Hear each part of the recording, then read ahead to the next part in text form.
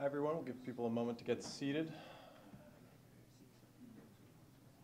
But I'd like to welcome everybody here to Baker McKenzie's DC office. My name is Michael Egan. I lead the privacy practice here in Washington, DC.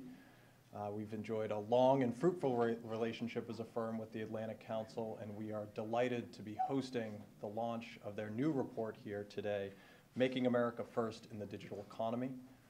This is a really, really interesting report. It touches on many of the areas in which we advise clients when it comes to the digital economy, including tax, intellectual property, trade, and of course, cybersecurity and privacy, my practice areas.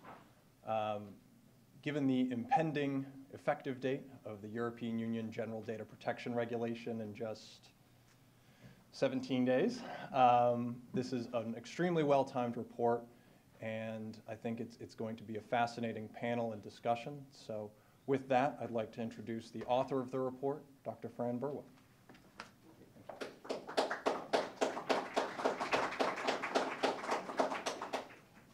Thanks very much, Michael, and thanks very much to Baker McKenzie. This has to be one of my favorite conference rooms in all of Washington, and the issue is always keeping people focused up here rather than out there, but we'll do our best.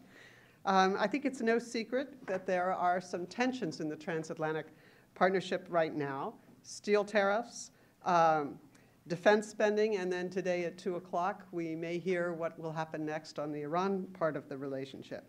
And I think in many ways, these issues demonstrate how closely linked the US and Europe are together, because many of these things would not have happened at all if we didn't have a close relationship. And I think that closeness is really key to the digital relationship across the Atlantic, even though just 30 years ago it didn't exist at all. Today, companies move data across borders, consumers buy products and services across the Atlantic. One fact, Facebook has more users in Europe than in the United States. But precisely because of this closeness, the US and EU sometimes find themselves dealing with what might be called quiet crises. They're little remarked upon by the national security, foreign policy community. But these questions around digital policy do have huge implications for the everyday life of the transatlantic partnership. Will data be allowed to continue to flow across the Atlantic? What will be the impact of a very European regulation, the GDPR, on the United States? How can we rework our approaches or arrange our approaches on a range of transatlantic issues, from competition to electronic evidence? Yet the digital arena also offers very real opportunities for collaboration and real opportunities for cooperation between the US and the EU. How together can we ensure that the digital world is one that is amenable to our citizens and our values?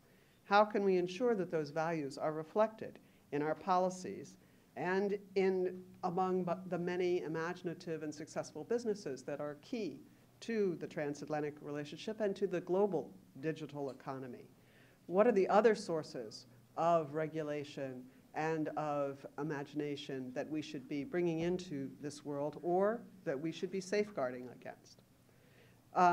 Before turning over to our keynote, I want to just briefly thank my colleague, Bart Osterfeld, who is going to take on the moderating role today, especially when Ambassador Sullivan is able to take a couple of questions, and for our panel. Bart is the director of our Global Business and Economics program and has run a number of very excellent digitally oriented sessions. Let me now turn to Ambassador David O'Sullivan and a warm introduction to him. He is, of course, the ambassador of the European Union to the United States. It is fair to say that Ambassador O'Sullivan has been an articulate and determined advocate for the European Union, but also very willing to address complex subjects such as this one.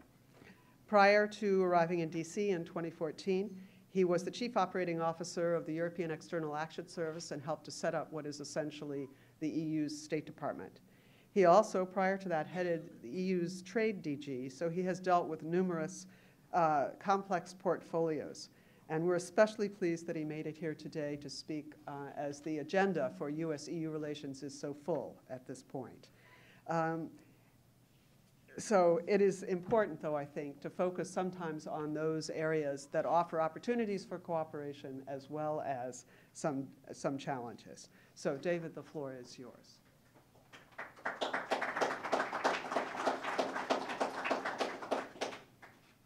Well, Fran, thank you very much indeed, and thanks to Baker McKenzie for hosting this event, and thanks to Fran and Bart for all the work that's gone into it.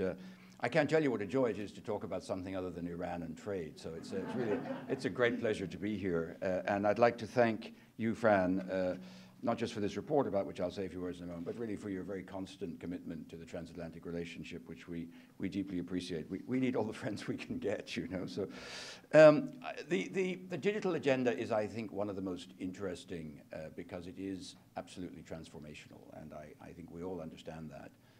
We may not actually understand the technology that is transforming things, speaking for myself, but we do understand that this is something fundamental is changing, and that how we adapt to that, how we cope with that, whether that's in the United States or in Europe, is going to be fundamental in shaping our societies, our politics, our economics.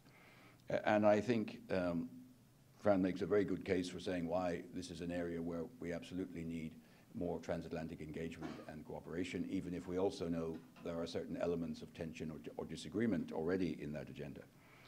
My notes here tell me, and this is going to show the extent of my technical ignorance, that we are each other's biggest digital trading partners. I'm pretty good at manipulating the numbers when it comes to the trade statistics, but this is 15 terabits. I have no idea what a terabit is, but it seems to be, it's a lot, if I understand correctly. 15 terabits of information cross the Atlantic each and every second of each and every day. Right, I think that's kind of one of those Zen things that you just sort of think out there, that it's a lot, if I've understood. And, we already have, I think, a very important vehicle, which we had to kind of work on to get to the Privacy Shield after the European court struck down the safe harbor. And we now have the entry into force of the extremely well-known GDPR, which, as I say, sounds like sort of a part of former divided Germany rather than a directive, but which I think is genuinely, and all whimsy aside, seen from a European, but it's about the resilience of our societies, the understanding, exposing these things, educating our people to understand that this is out there, and people should be aware of it and able to have the level of understanding that enables them to discern what's the difference between genuine debate and information which is designed to enable you to take two sides of a point of view, or stuff which is frankly exploiting and false and is designed simply to exacerbate fault lines which may exist, whether these are political, racial, ethnic, religious, or whatever. So I think that's where we're very much focused. I mean, there are other slightly more technical fixes you can imagine, but I think it's wrong to imagine that we will ever completely eliminate this, or that it can somehow be controlled. I think it's explaining to people that this is a phenomenon. It will happen. It will continue to happen. But people need to understand that and there needs to be more open discussion. This is happening, and it is fake news, and it's not real information, and people just need to be aware. So this is what we're working on. It's not easy. It's complicated, I say, as it is here. But to me, this is really a case where the word resilience of our societies is ultimately of great importance. Thank you, Ambassador. Dean. Thank you, Ambassadors. Well, you alluded to and made mention of the competition between the United States and China on AI. I'm curious how you're experiencing the current trade dynamic between the U.S. and China, and what do you see Europe's role as being? Slightly off topic, but I'm very interested in. Yeah, it is. I mean, goodness, I thought I was going to have a half an hour without having to discuss the word trade or Iran. Throw in Iran in there. Yeah, thanks for that. Great. Yeah. Okay. Who is this guy? Look, I think one of the complexities of modern diplomacy is, and it's probably a complexity of diplomacy going back hundreds of years, maybe got more difficult these years, is you have to be able to do two things simultaneously with the same interlocutor. So, if I take Russia, it's clear many things we push back against Russia on, the annexation of Crimea, their behavior in Ukraine, and in other areas of the region. On the other hand, we need to cooperate. We need to find ways of working together. Our relationship with China is the same. There are many things we agree with this administration about China's trade practices. We have almost, if you look at the report of the European Union Chamber of Commerce in Beijing and the US Chamber of Commerce in Beijing, they each produce weighty reports every year. They're almost identical. I mean, they come at it from a different perspective, but they make exactly the same observations of the difficulties for foreign companies trying to operate in the Chinese economy. So there are many things where we could agree.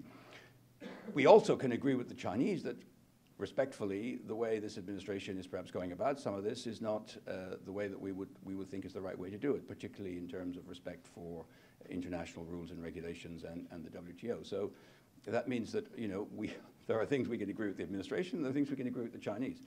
And I don't think that you can just have a one-size-fits-all answer that, you know, somebody is always, no matter what that person does, you're always going to disagree with them. And no matter what that person does, you're always going to agree with them. I think we actually have to be able to differentiate. And we have a strong transatlantic alliance, we have a strong transatlantic relationship, but there will be moments when we disagree. We have a less developed and deep relationship with China, but we have a relationship with China. And there will be times when we want to be critical of China, and there will be times when we want to cooperate and work with them. So that's one of the reasons why diplomacy will also be a growth industry in the future, I think. Okay, well, with that, please join me in thanking the ambassador for his time. Thank you.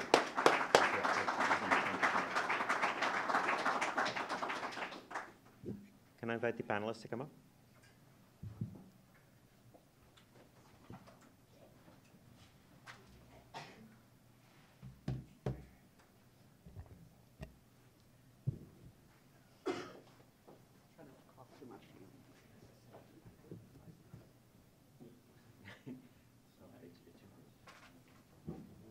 You're going to hide your lovely socks. Thanks.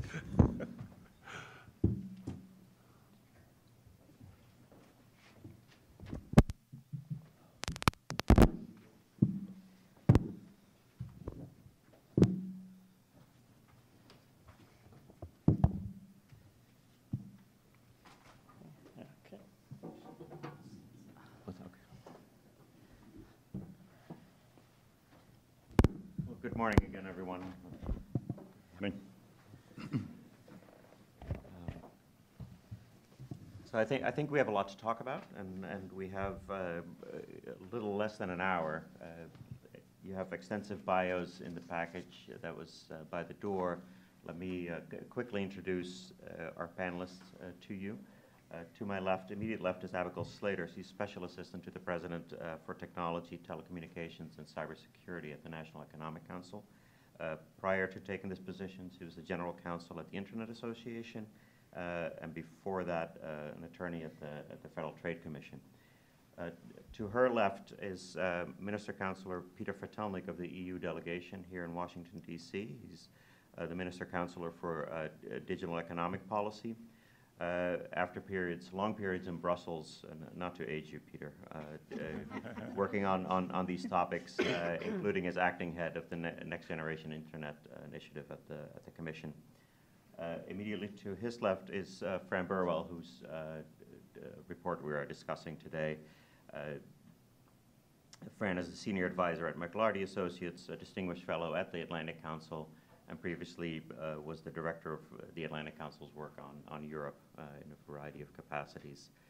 And then last but not least, to her left is Dean Garfield. He's the CEO of the IT Industry Council and has had a distinguished career in intellectual property protection, technology, and related fields, including holding senior positions at the Motion Picture Association of America and the Recording Industry Association of America. So he's the only person in this room who might have attended both the Grammys and the Oscars. They're quite fun. Yeah.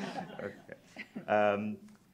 Fran, if I could start with you, I think the ambassador made very interested and substantive comments on your report.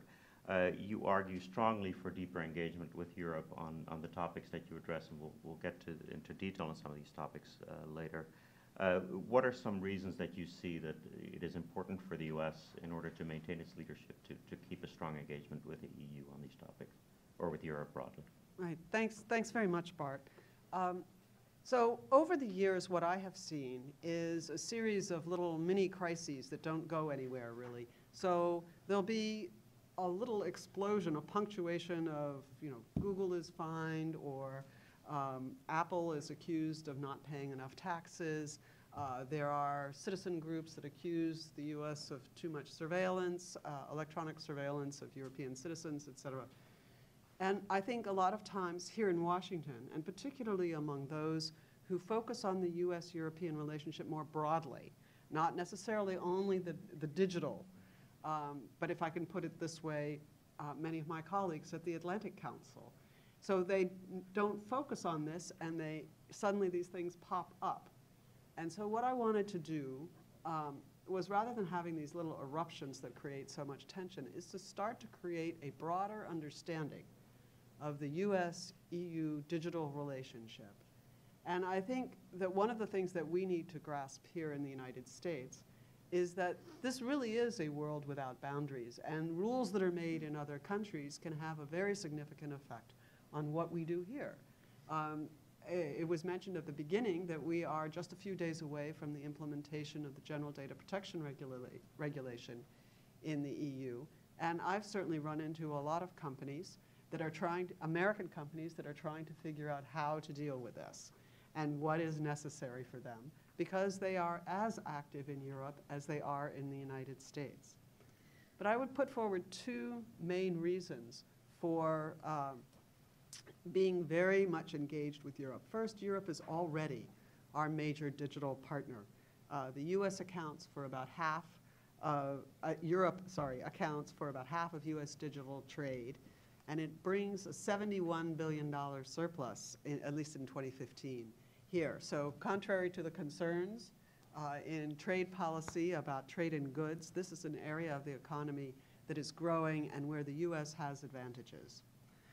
The EU is the major locale still for information services supplied by US foreign affiliates, i.e. the offices of US companies in Europe, bringing in 64% of all the information services those companies sell around the globe are sold in Europe.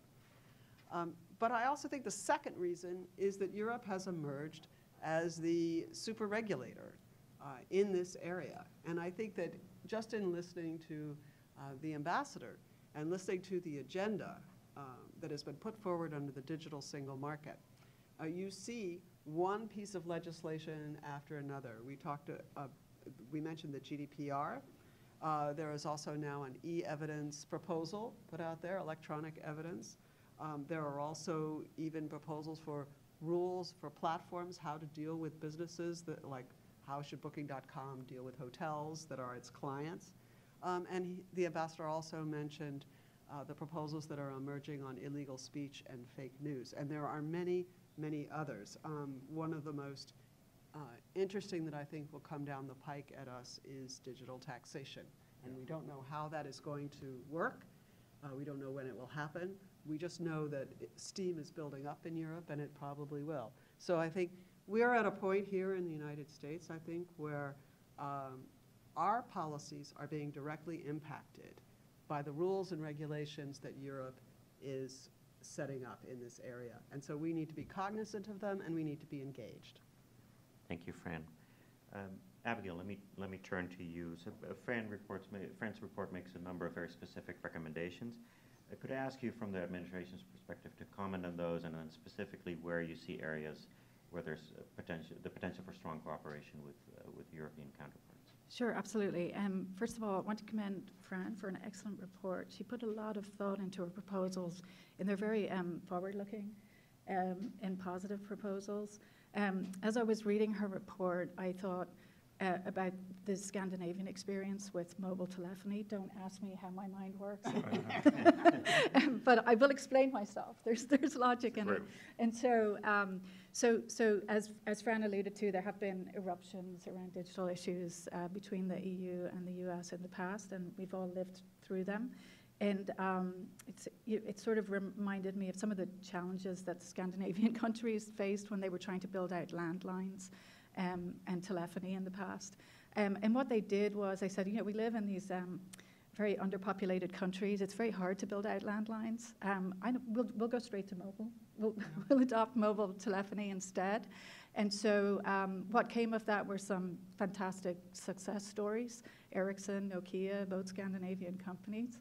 And so I thought a little bit as I was reading Fran's report of the mobile telephony experience in Scandinavia and sort of putting the past to bed and looking to the future for areas of future cooperation. So that's to be commended. She makes a bunch of different proposals, and I do encourage everybody to read the report. She talks about cybersecurity cooperation, which exists between the EU and the US to some extent, but she's, again, being forward-looking, thinking about the future. How do we do this with emerging technologies such as Internet of Things? She's talking about regulatory approaches to emerging technologies like the blockchain, like artificial intelligence, and the ambassador spoke a little bit about that. She talked about enhanced cooperation in digital competition cases, and there are some household names that, of course, are being investigated in the EU, and so on. And so I just wanted to drill down into two because I had some helpful information on both of them from the relevant agencies, because I can check in with them now in this job. And so our good friend, the NIST director, got back to me just this morning. And he wholeheartedly agreed with the idea of enhanced cooperation around cybersecurity in the IoT space, and said, of course, we can never have too much cooperation with the Europeans. They are, after all, our first responders and trusted allies. And he had a couple of wrinkles on the proposal, so based on prior experience dealing with the European standard-setting ecosystem. And he said, we're absolutely at a moment in time where we can't have too much cooperation, and the threat vector is too big in cyber. And God knows there are so many bad guys out there, the good guys need to band together. But that from his experience and his people's experience, the European standard-setting process is not quite yet federalized as much as it is here around NIST. And their experience with ANISA is they do great work, but a lot of the work is also done at the member state level. And so be mindful that we need to deal with the member states as well as the sort of federal system over there on this issue. And then the other feedback point that he had was, again, this is a wholly good thing, but we also need to bring in other stakeholders because these are global issues. And so to do it at scale, we need to be working with the companies, who are, of course, global, and with other global partners on this very important issue. And then the second point of feedback that I got was, because I came from the FTC, I used to do antitrust enforcement for a living, was around the digital competition policy cooperation. And we had diverging outcomes in the Google case, and that's a fact beyond change. The FTC closed its investigation in early 2013. And of course, it's still ongoing over in Europe. And so one of the thoughtful conversations I had about that divergence was less about the substance and the facts in each case, but more about how we have to recognize that we're never going to have complete sort of cooperation in terms of outcomes, because we have very different legal systems. And in this country, if the FTC had brought a case, they probably would have had to go in front of an Article 3 judge at some point, and they would have gone on appeal to a circuit in this country of Google's choosing. And so sometimes process, while it's not as interesting and glamorous as the substance and the facts and the analysis that's done in each individual case, can explain these outcomes.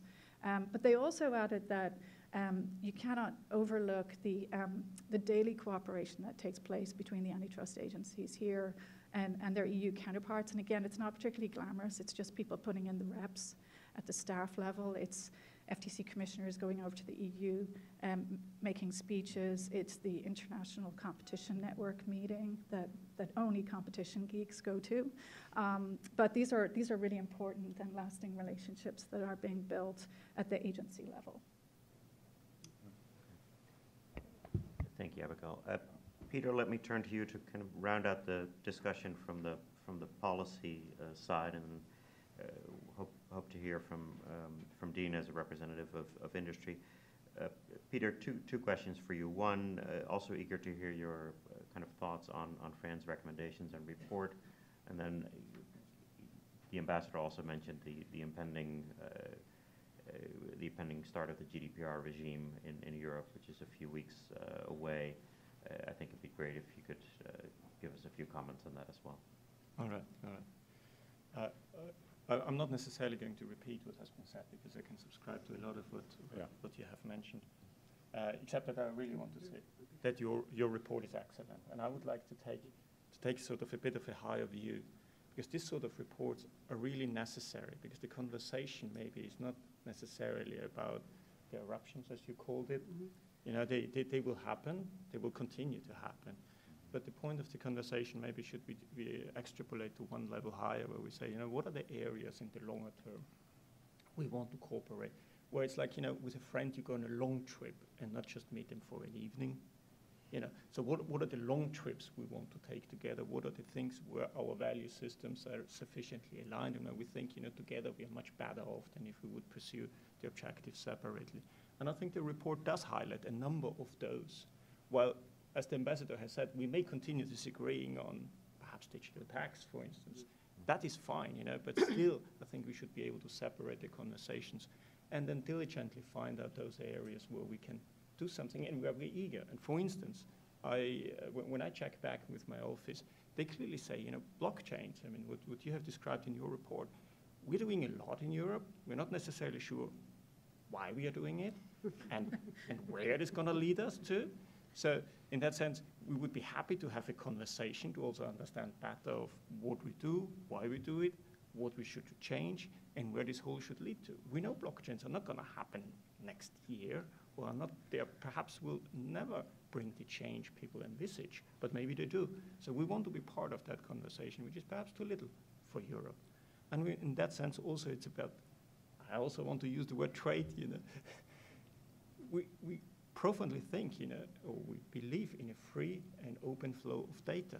If you have that as a sort of starting point, obviously we need to have that conversation. Another area the ambassador also mentioned was artificial intelligence, which, well, I think we should be having a conversation now and not in 3 or 4 years from now, when there might be European legislation, when there might be first AI hitting the market, or AI in a more sophisticated version, because then it is a bit too late. And this is a bit, I think, as well the conversation we need to have. At what step should you engage with Europe? And this is a bit, you know, in Europe, and this is going back, when the European Commission makes a proposal, it's too late to engage a conversation, because that proposal is already the outcome of a multi-stakeholder process of engaging everyone for years. It is having done all the study work. This is not the beginning of the conversation, that's probably the very end, where we only continue with political actors to see how we put it finally into implementation. So it's as well sort of, that's the way the system functions, engage with it early. I think there are plenty of mechanisms. I see my role as well here in anybody who wants to talk to me to broker that connection into these mechanisms, and I'm happy to do so. You had a second question, my favorite one. GDPR, I mean, I think, thank God it's over on the 25th. It's not over. It's never over. Yeah. Let me believe it for a moment. I think I'm repeating here first that this is an implementation of a European fundamental right.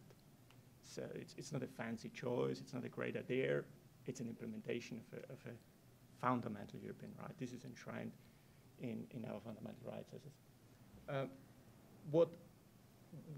Which always draws my interest is how people get agitated about it. Because in fact, all this legislation is basically in place. All it does, it changes the environment we have today into something which is more simple in the future. Now, I understand that perhaps in the past, not everybody, and I'm talking here about Europeans, I'm not referring here to companies, US companies doing business in Europe, Europeans itself, but themselves have maybe not paid so much attention to existing regulation. You know, if there are no fines, if there's no enforcement, you know, complacency is really creeping into the system. So I think what the GDPR brought as well, a lot of people are in catch-up mode, not with the GDPR, but with the data privacy directive in place already. So catching up with the past and then getting ready for the future, that's a big jump. And this is, I think, why many people or many organizations struggle a little bit in this process. It's a big leap for them because of negligence, perhaps. Now, the GDPR, I think, is something which we honestly see as something which is first level playing field. So in that sense, it's like, lower regulation. If it's level playing field, there is very little, let's say, very little understanding policymakers would have for complaints because everybody's in the same situation. But what it does, I think it also creates a few opportunities. Not just, I'm leaving aside the simplifications. They are fine, that's sort of thing. Public sector should always strive through. But the opportunities it provides are around what can business do better. And also the ambassador was talking, we need labels. Why don't people overachieve on the GDPR? Like you overachieve on energy consumption of a fridge or whatever. I think we need to come into that logic of this is a distinctive feature of a product or a service, and you can do it well. And you can use it as a business advantage to have done it well in this area. This is a bit the logic also coming in there. Thank you, Peter. Dean, let me turn to you, having heard now from policymakers from both sides of the Atlantic, and you as a representative of mostly American industry, facing regulation and a policy environment around the globe. Fran just called Europe the super regulator for your industry and the adjacent industries. What are you focused on, and where do you see risks of, for example, regulatory divergence or other things that might worry your industry? Yeah, thanks for the opportunity, and I'll associate myself with Peter's and Gail's remarks about Fran's report. I think it is incredibly thoughtful and thorough, and hopefully will be a catalyst for action, not just something we read and leave behind. It is true that increasingly Europe is pioneering on policy, and that there are fundamental principles that Europe is seeking to uphold. Most, if not all, of our companies agree with those principles. Privacy is a fundamental right that should be protected. Security is also a right that is including individual security. And so there isn't a lot of debate around the principles, actually, and I have no doubt that the companies I represent, which are global companies, almost a third of our companies are non-American, 70% or almost 70% is headquartered in the United States, but they operate globally and have a significant presence and have a significant employment in Europe. They'll overachieve on the principles. I think where the challenge comes from is how do you advance those principles but don't promulgate new problems and process that get in the way of advancing those principles. And I think in the case of GDPR, it is an experiment, and I think it's an experiment that ultimately will result in what you pointed to, Gail, which is the creativity that led to mobile telephony in Europe and the leadership role that those companies played in the 80s and 90s. And they've largely lost that leadership, not because the creativity and innovation went away, but because there were so many regulations that were put in place that encumbered their ability to achieve. GDPR will have the same effect for small and medium-sized European companies. There is no doubt about it. The recommendations and feedback that are coming out of the Article 29 Working Party makes that absolutely clear. And so I think a fundamental question for us is how do we respect and give life to those principles without encumbering innovation and making process more important than those principles? How do we move towards standards and greater singularity while respecting sovereignty?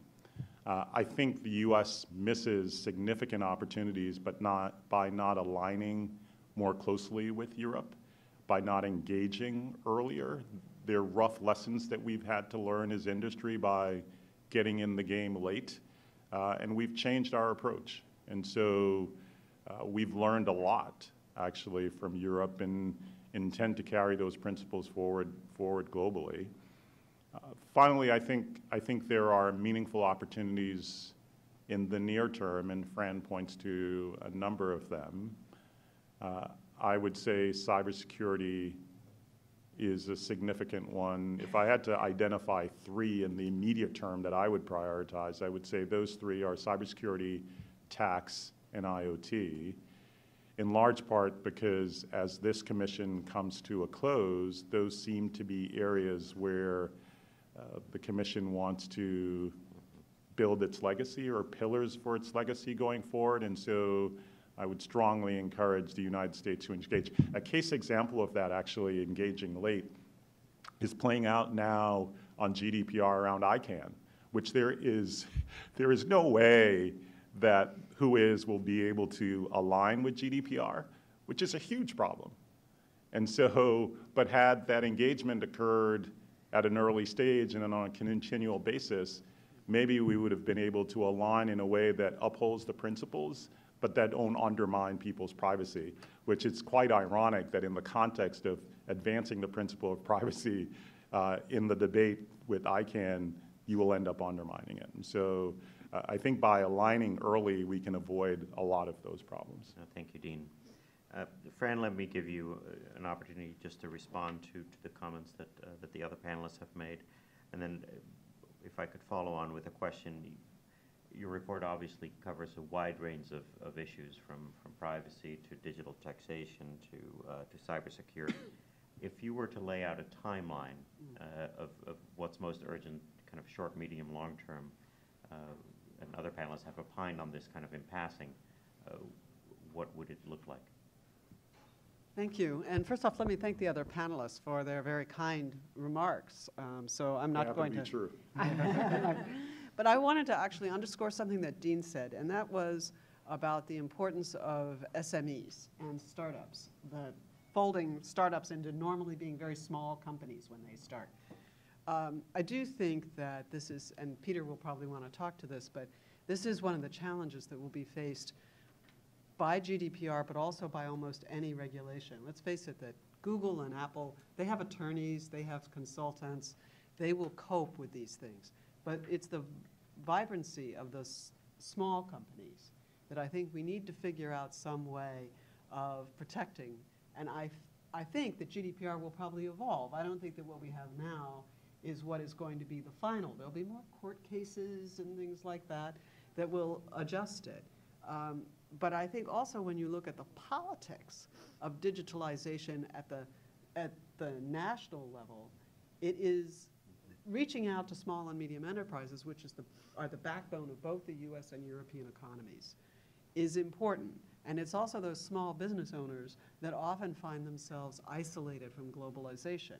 So we need to encourage them to find ways for them to engage in the digital global economy.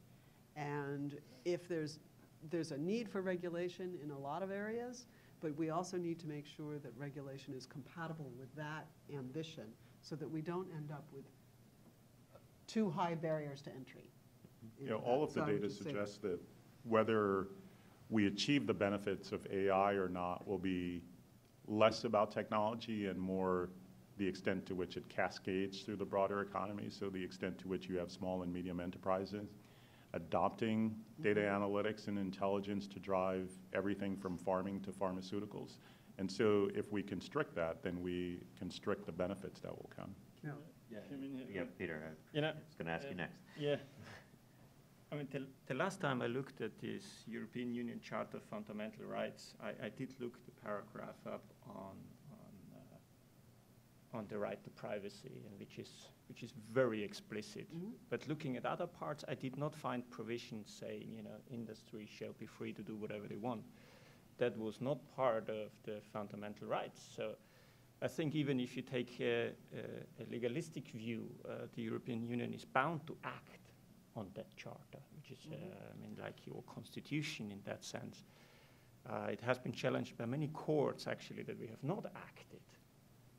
So therefore, I think it's also quite clear we are not necessarily here to obstruct the business of small and medium-sized businesses. At the same time, our constitution, Charter of Fundamental Rights, gives a very clear mission to the European Union and to the member states on how this is to be constructed. And this is the way which Peter, it the has been reality, done. the reality is no one is challenging that. I mean, in the same way that the ambassador made the point that the First Amendment is fundamental in the United States and European respect that, in parallel, not but, and we need to figure out how to deal with hate speech. The same is true in Europe. So none of the companies I represent, absolutely none, are challenging the Constitution of Europe or challenging the fundamental nature of the principle of protecting privacy. And in fact, 2 years ago, that would not have been true.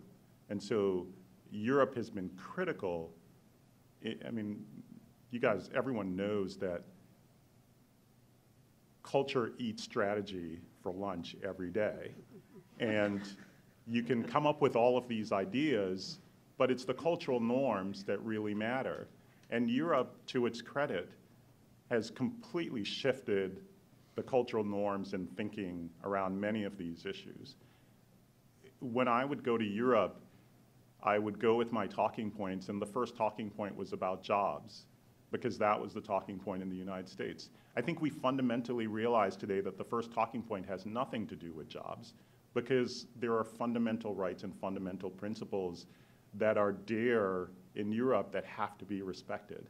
And we get that, and we respect that. The question is, how do we enable that? How do we give life to that in a way that actually is in Europe's best interest? I don't know what Europe's best interest is, but I think we have a thought on how to give meaning to it. And so I'm sorry for interrupting, Peter. I have deep respect for you, as you know, because I've shared that with you before. But I think it's important that we not suggest that there's a challenge around the principles or the Constitution. The challenge is really around what do we do about it and how do we go about it. And I think our companies on the record will say GDPR is fine, they're prepared for it. The reality is most companies think that GDPR is a colossal mistake that will fall under the weight of the regulations that it put in place, which will be a mistake for Europe and will be a mistake for small and medium-sized businesses. Okay, let me ask Abigail to comment. Yeah, to respond to both Dean and Peter. So I totally agree with Dean. I mean, I think the EU delegation here in particular is to be commended for like having educated all of us on the right to privacy in the Charter, and we've talked about how you sort of in this system it's equivalent to the First Amendment. I mean, it really is up there in its level of importance within the EU system, and so that's to be commended. And I think that most people in this town who've been around those policy discussions will say, okay, we get it. It's however, I think there's a lot of people in this town who would say, let's not talk about this in so much of a zero-sum equation, and that you know there's not, it's all encapsulated in this Whois database for me. There's so many equities in this database. It's like it's a shining example of competing equities at play, starting with GDPR, the right to privacy in Europe. But let's not also forget that the Whois database is sort of like a critical, and I mean, I've heard this from the National Security Council now, so I've got religion on this. It's a critical tool in cybersecurity. It's a critical tool in defending networks from DDoS attacks. And for those guys, that's a very, very important right for them, if we want to talk about rights or equities here. And so so I think that's my ask is not so much zero sum. We get the right to privacy. We understand its importance within the EU system, but please understand these competing equities are so important to national security in this country, but also, frankly, in Europe. Europeans are under DDoS attack also, and so that's my take on it. And thank you both for your comments. I have to get it straight, you know. First, I'm sorry. I'm on national security. I'm fully with you. You know, I mean, this is really, if there is one area where we cooperate on a daily basis, it is on security, on cybersecurity and security in general. I mean, this is working wonderful. So there is no question about any difference. There isn't.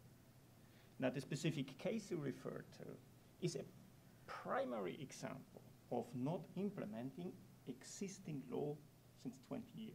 This is what it is. The European Data Protection Authority has written to that organization in 2003 and told them, what you do is not compliant to law in Europe.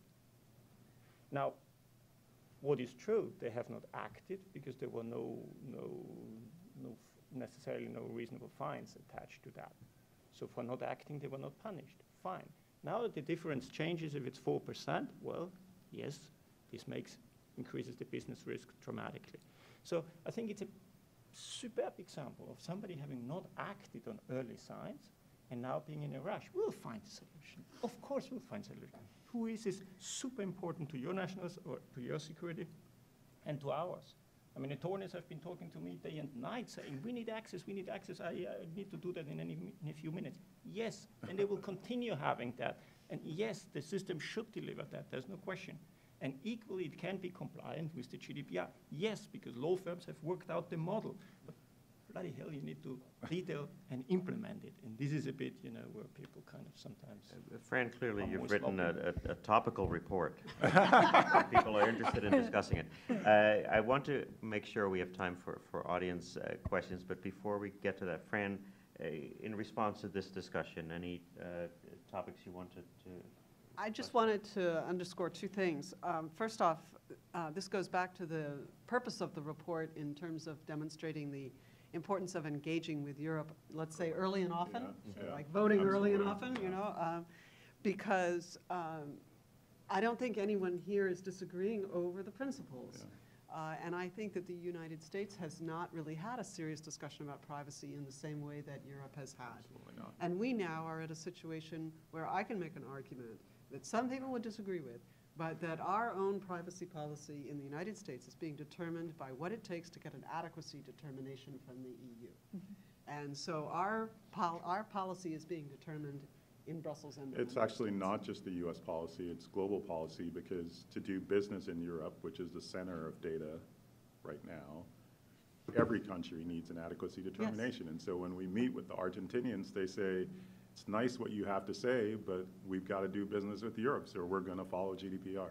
Yep. And so, and the contemplation around interoperability was just not there, which is in part our fault because we weren't engaging early and often, as you suggested. Right. Yeah, just a comment that EU is not the first entity to export regulations. No, yeah, I usually wasn't going to say that. It's usually I wasn't the exporter making is that usually quite happy. Let me open it up to the audience. Please raise your hand and a microphone will come around here in the front. Thank you. Thanks. Great panel. Jean-François Bottin with CEPI in Paris. And I have two questions. First one is, isn't this discussion a perfect example of the fallacy of hiding behind common values, quote unquote, at a very broad level, like freedom, democracy, looking at what values are for people on the ground is, I think, very different. And isn't the devil in the detail in that particular case? So that first question. Second question is much more tactical. We know now how this administration operates. They take hostages and then they negotiate. Steel is a perfect example. Shouldn't Europe think in the same terms? And wouldn't the digital economy be a perfect hostage for Europe to keep safely on the side for the day this administration go after German cars, which is going to happen pretty soon? Okay. Thank you. So, if I understand your first question correctly, the kind of hiding behind common values masks different realities on the ground. What alternative? Well, I'll jump in. I was going to start when I heard your first question by saying I really enjoy CP's reports and commend you for doing them. Then your second question, I was just like, man. So, so withdraw that positive comment. So on the first, I think it can be and. Yes, there are fundamental principles on which we agree. It's not a fallacy. We actually agree on those principles. And the details matter. And so, for example, on the conversation Peter and I have been having over the last 6 months on various panels and otherwise, I think when you get beyond, yes, we agree on privacy, how do you, and we agree on portability and user consent and user control, but we believe in the secondary benefits of data and data innovation. How do we give life to that while respecting privacy? That's getting into the granular, which I think we have to do as well. On taking data hostage, it is too interconnected, interrelated, non-scarce resource for any one country to take hostage. And we could do a data-driven analysis on how effective that approach is, right? Time will tell, but we can also look historically. Let me take your second question, and I know it's a question about European negotiating strategy primarily, so I'll ask Peter to comment. But I'm interested to hear from Abigail as well about the ambassador talked about the art of diplomacy and having discussions about across a broader portfolio. What, in your area, what would success look like for this administration? Yeah, and for mine and Abigail's benefit, I won't take as a presumption the starting factual assertion about the administration's approach. I was just wanted to answer the question more on the philosophical. Peter first, and Abigail. I think to your second question about whether Europe should take the same approach, I think the first question is part of the answer of the second question. Because there is a lot of detail in all this. So one should not necessarily take the headline of a newspaper article as the main message. I think Europe has been looking at the details. There are plenty of negotiations. They are not in place. So this is a short-term issue which is dealt with in the fora and with the technical means we have available to deal with it. I think as a diplomat, you work with the situation at hand, with the people around you. You're not necessarily injecting here a political view on a short-term measure. Now, some member states, and I have to credit the US for one ability they have, the ability to reach out across the European countries. They have a lot of resources, so they have a capacity to engage in conversations in Paris, in conversations in Berlin, in conversations in Brussels, and obviously these conversations will be slightly different, and that's not necessarily to the greatest interest of the European Union, but this is the way it is.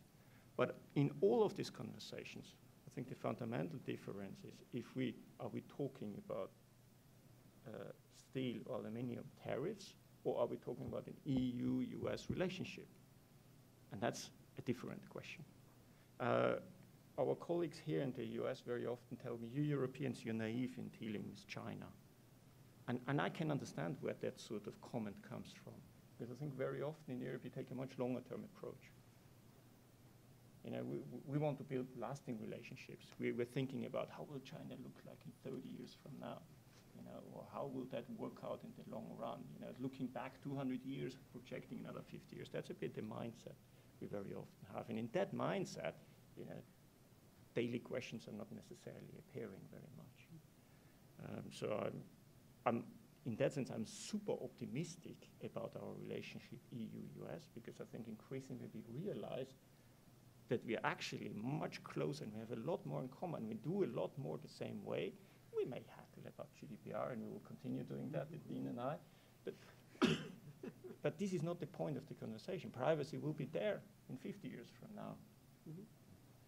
Okay. Abigail? Thanks.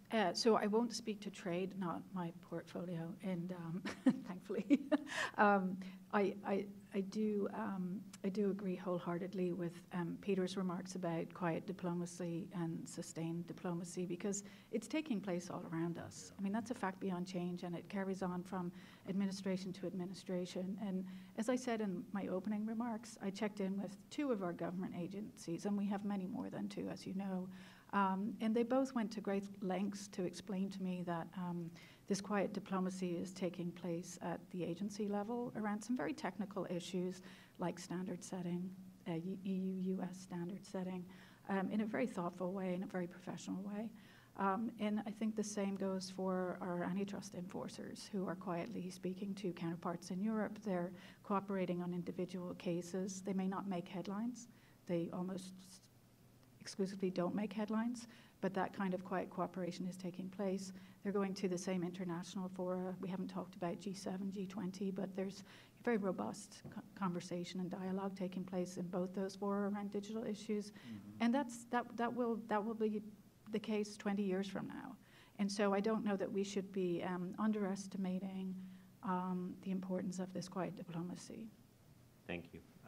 Yeah, it's a reminder of the importance of the long view and the importance that the Chinese attach to the long view. I have a book about Chinese history at home that talks about a certain dynasty that was horrible and that killed a lot of people and went on and on. And there's a sentence in there that says, this unsustainable situation lasted 800 years. So that's the perspective of the Chinese here in front. Okay. Hi, I'm Astrid Kimball from Google, and my question is actually about the Cloud Act and the Commission's recent e-evidence proposal. And I want to not stray from this high-level conversation and go back to mini crises. And I applaud everything you're saying, Fran, but I can't resist the opportunity. And I do agree with Dean that the conversation has completely changed thanks to EU leadership in DC and in Europe about privacy. But I do want to ask, from the perspective of a U.S. company, we're really pleased with the passage of the Cloud Act in the U.S. Congress, and but now there's the Commission's e-evidence proposal. And I'm curious for Gail how you see EU competency for that, and also we're so dependent on the future of the Privacy Shield, the ombudsperson at State Department on that. Sure. Well, I'm going to defer to Peter because the big game changer in the Cloud Act context is this e-evidence directive. So on that, we have been told about this directive.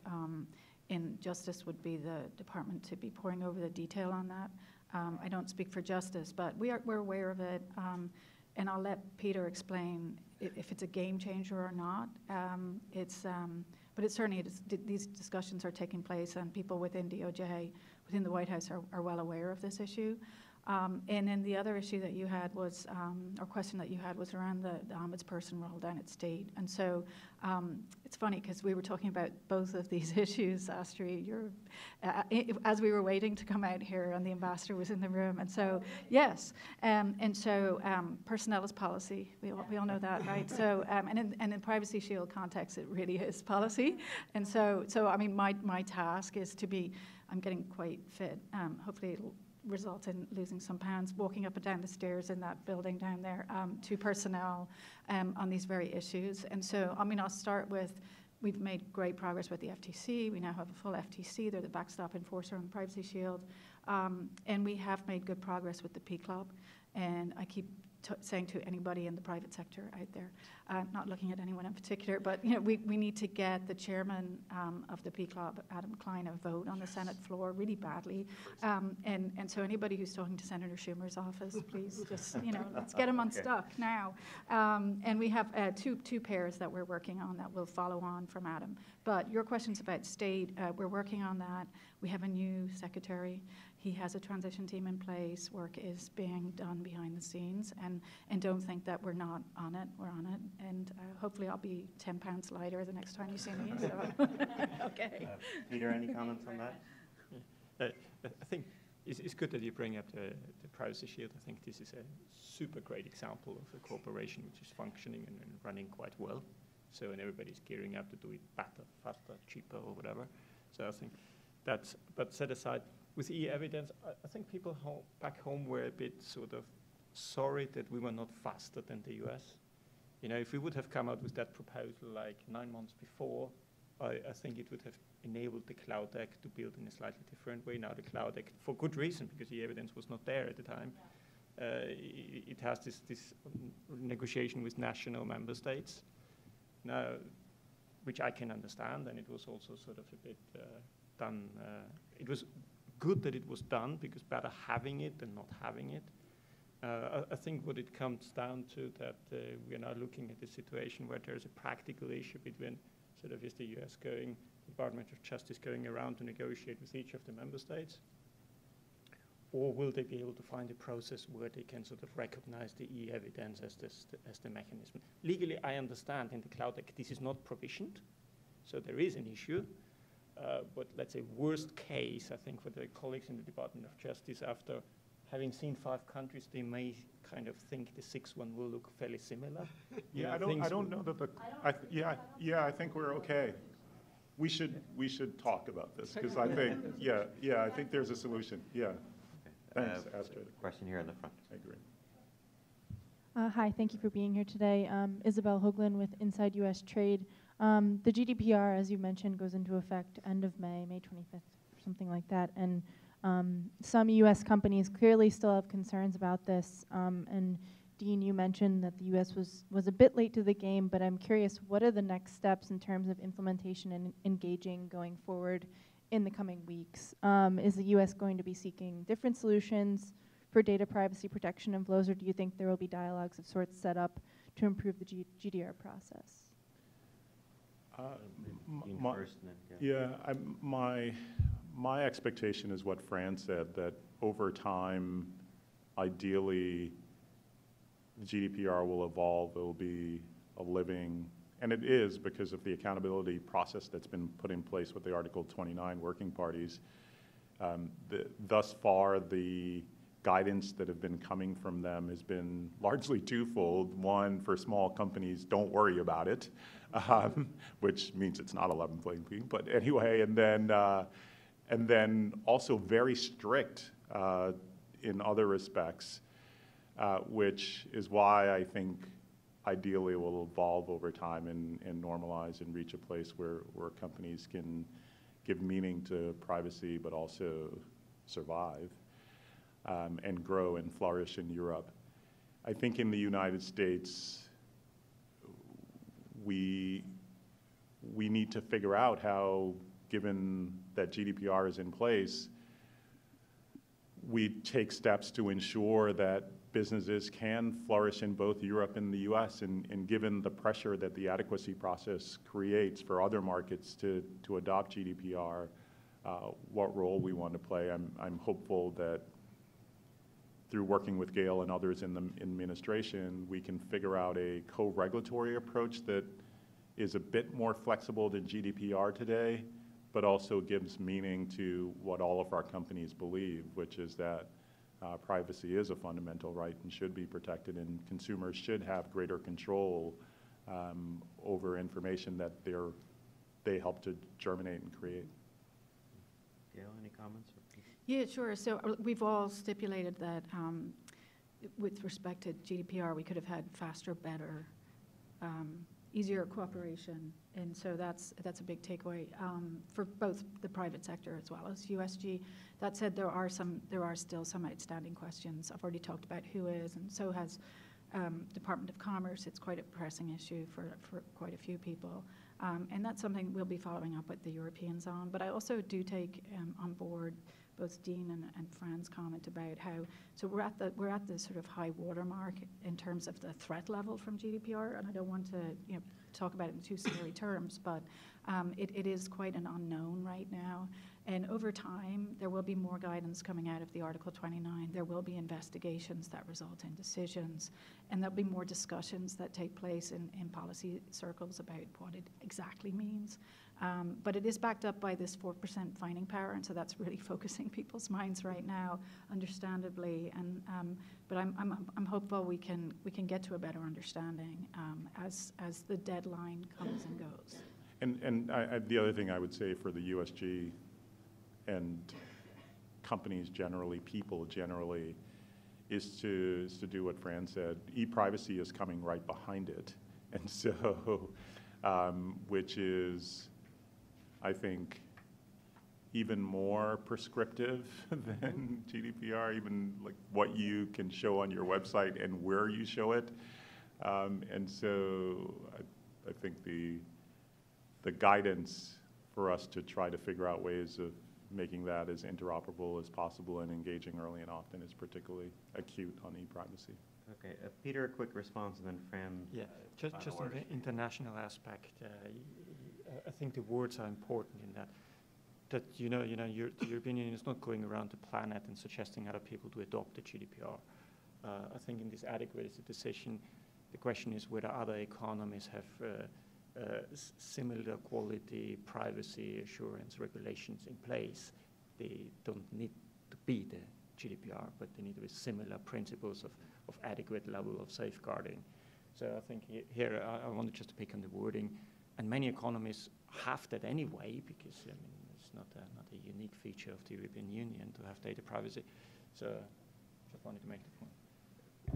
Fran, clearly you've written a wide-ranging and quite topical report. Ignites a lot of conversations.